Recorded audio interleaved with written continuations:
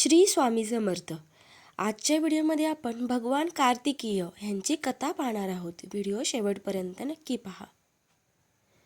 6 गर्भातून प्रकटलेला महायोद्धा शिवपार्वती पुत्र भगवान षडानन कार्तिकेय. प्राचीन काळी संपूर्ण देवलोकावर संकटाचे गडद सावट पसरले होते. असुरांचा राजा तारकासूर याने आपल्या कठोर तपश्चर्याने ब्रह्मदेवाकडून एक विचित्र आणि अजेर वाटणारे वरदान मिळवले होते. माझा मृत्यू झालाच तर तो केवळ भगवान शंकरांच्या पुत्राच्या हातूनच व्हावा, असे ते वरदान होते. कारण तारकासुराला खात्री होती की महादेव तर वैरागी आहेत, ते सतत समाधीत मग्न असतात, त्यामुळे त्यांना पुत्रप्राप्ती होणे असंभव आहे. याच अहंकाराने मदांध होऊन तारकासुराने तिन्ही लोकात हाहाकार माजवला होता. इंद्रलोकाचे सिंहासन डळमळीत झाले होते आणि ऋषीमुनींच्या यज्ञात विघ्न येऊ लागले होते.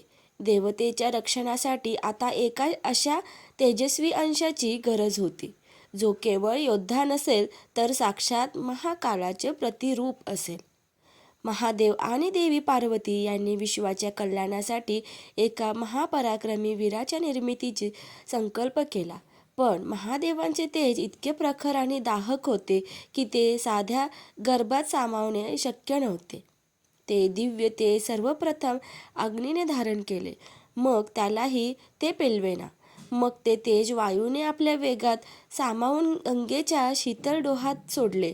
गंगेने ते तेज हिमालयातील शरवण वनात म्हणजेच लवाळ्यांच्या बेटावर नेणू सोडले. तिथे त्या तेजाचे 6 तेजस्वी भागात विभाजन झाले आणि त्यातून कमळाच्या फुलांवर 6 अत्यंत सुंदर व तेजस्वी बालके प्रकट झाली. या 6 बालकांचा सांभाळ करण्याची जबाबदारी 6 कृत्तिका व मातांवर म्हणजेच आकाशातील 6 नक्षत्रांवर सोपवण्यात आली. या 6 वेगवेगळ्या गर्भातून आणि कृत्तिकांच्या ममतेच्या छायेत पोसले गेलेले हे बाळ पुढे विश्वाचे रक्षण करणार होते. जेव्हा माता पार्वती आणि भगवान त्या बालकांना घेण्यासाठी तिथे आले, तेव्हा पार्वतीने त्या 6ही बालकांना एकाच वेळी प्रेमाने मिठी मारली व जगन्मातेच्या त्या स्पर्शाने एक चमत्कार झाला. ती 6 बालके एक झाली, परंतु त्यांची 6 मुखे तशीच राहिली.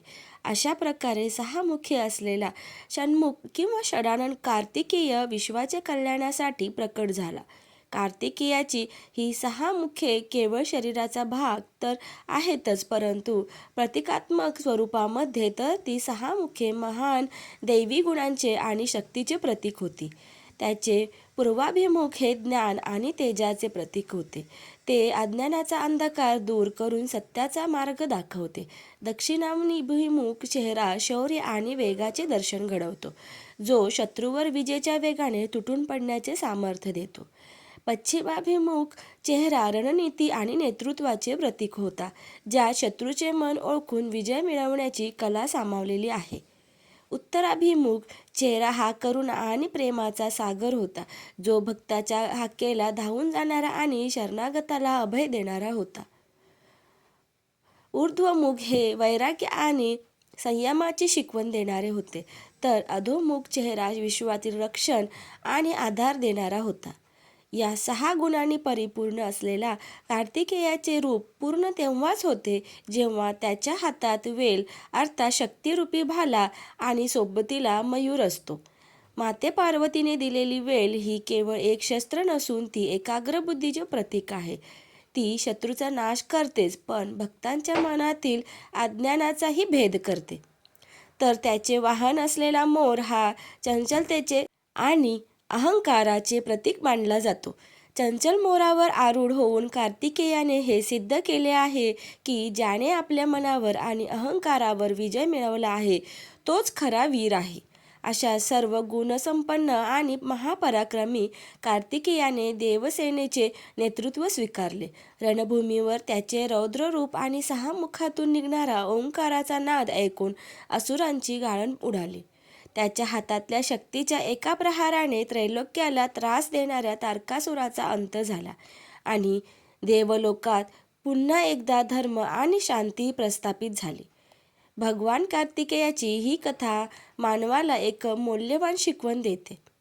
आपल्या आयुष्यातील संकटे तारकासुरासारखी कितीही मोठी असली तरी त्यांचा सामना करण्यासाठी केवळ शारीरिक बळ पुरेसे नसते. त्यासोबत ज्ञान, संयम, रणनीती, धाडस आणि करुणा या 6 गुणांचा विकास करणे आवश्यक आहे. जेव्हा हे 6 गुण एकत्र येतात तेव्हाच आपल्यातील सुप्त शक्ती जागृत होते आणि विजयाचा मार्ग मोकळा होतो. निसर्ग, शक्ती आणि भक्तीचा हा संगम म्हणजेच भगवान षण्मुख होय. माहिती आवडल्यास व्हिडिओला लाईक, शेअर आणि सबस्क्राईब करायला विसरू नका. धन्यवाद.